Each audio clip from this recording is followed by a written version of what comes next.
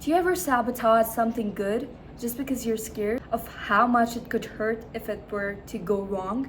Or do you ever put your guard up so quickly that you don't even give other people the chance to prove that they're different? Hi guys, I'm Jess Rina and I'm 16 years old, and on this channel I talk about becoming the best version of myself, and with that, sharing my journey. I hope I can help you all become the best version of yourselves too. So this video is gonna be a bit different. I'm gonna be reading out this poem that I wrote recently. It's a part of my book, and that poem talks about something that is really important. I think that it doesn't get talked about enough. I'm just gonna read that and then I'm gonna explain, okay? So stay with me here. I'm gonna read the poem now.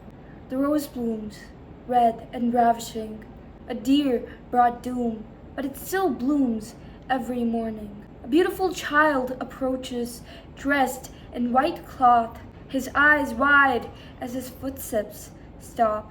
An art enthusiast, really premature still, fingers clasping the stem as the thorns prick. Red oozes and paints the tiny fingers with blood. Pain and pain and pain. For what?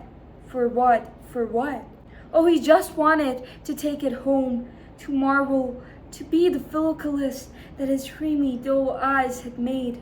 But a deer had once tried to charm the rose in truth with dangerous doe eyes, and not a soul knows this truth. He'd opened his dear mouth up and tried to go, yet the rose had struck. It evolved from the danger, now a blue garden adorns, and they punitively prick even angels, the terrified, trembling thorns. And as no one tries to ever touch, the rose still blooms, not radiant, but ravishing.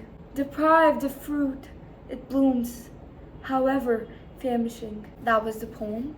I just read this because I think it's a beautiful example of how poetry can just depict someone's life's situation so accurately. The rose is this metaphor, this symbol of purity, of life, of this ravishing thing that exists. And it's obvious that a deer had tried to bring doom, D-E-A-R. That is how it's used when I speak the line, a deer brought doom. Sometimes what happens is that after we go through something, after someone betrays us, someone close to us betrays us, we get this guard up. And sometimes what that guard does is you're in survival mode.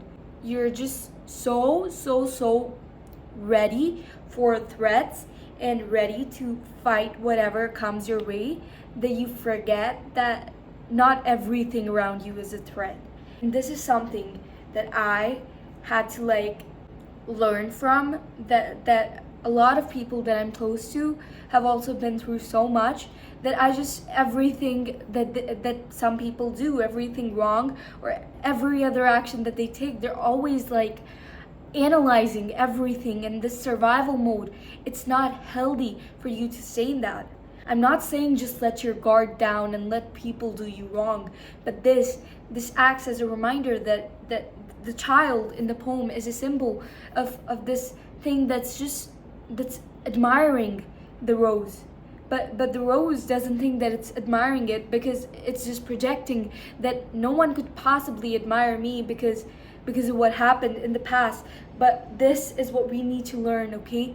The past is in the past, and we need to live in the present. When I have to start doing that, I need to take my own advice. I need to stop being in the future, and we just need to understand that survival mode is, it's gonna make you're just gonna be left alone if you stay in that survival mode. So imperative that you do your shadow work. Shadow work is something that even I have not mastered yet. I'm 16, okay, so I don't blame myself. But it does mean that you give yourself and your brain instructions that, okay, just because it happened once doesn't mean it's gonna happen again.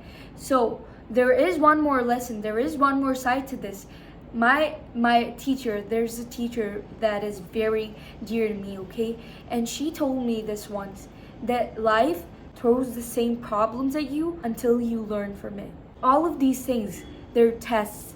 And until you pass, life's not gonna stop giving you the same test again and again. But after a point, you get so defensive about everything. And I know so many people do this. Like, they just, like, people are so scarred right now, they're forgetting that good exists. And that is something we do not want to happen, because as humans, goodness is something that exists by default within us, and it is our job to cater to that goodness. Which is why, just don't analyze every little thing. I want you to trust your gut and trust your mother's gut, because every single time that a friend has betrayed me, every single time that I knew that not this one, that I said that definitely not this one, they're for real. My mom, there's like a few friends of mine that my mom warned me about, and after so many years, that proved true. Not even your mom, just listen to the women in your life. Like, if you're a woman yourself or a girl yourself, you probably have a more heightened sense of intuition. If it's your sister telling you that, okay, hey, I don't like that person, so maybe don't hang around, listen to them. Listen, I have learned this the hard way, and I'm not gonna, you know what, I'm not gonna make the same mistake, because this happened with me. 1, 2, 3. With three friends. My mother warned me about this one girl. I did not listen. She turned out to be a bitch. Then my mother warned me about this other girl. I was so blindly in friendship with her, like, you know, not in love, but like in friendship with her, that I could just not even fathom. You know this feeling when you have like, okay, but no one knows them the way that I do, so they're judging. No, your mother doesn't even have to know them. She just knows the truth, okay? So just listen to her. Just give life the chance to surprise you. Just believe that good things will happen, and they do. They genuinely do.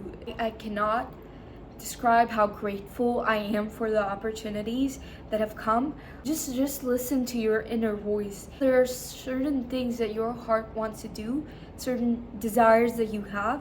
They're there for a reason. Your inner voice is always guiding you. I think it's just there for a reason. Even with these videos that I make, okay? A while ago, I was just trying to make the videos that I'd seen others make, the videos I saw others get views on.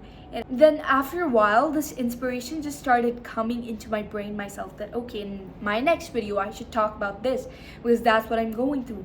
And I'm telling you, when I make those videos that my own voice was guiding me about, they turn out so much better. I get so much more comments, I get so much more subscribers from them.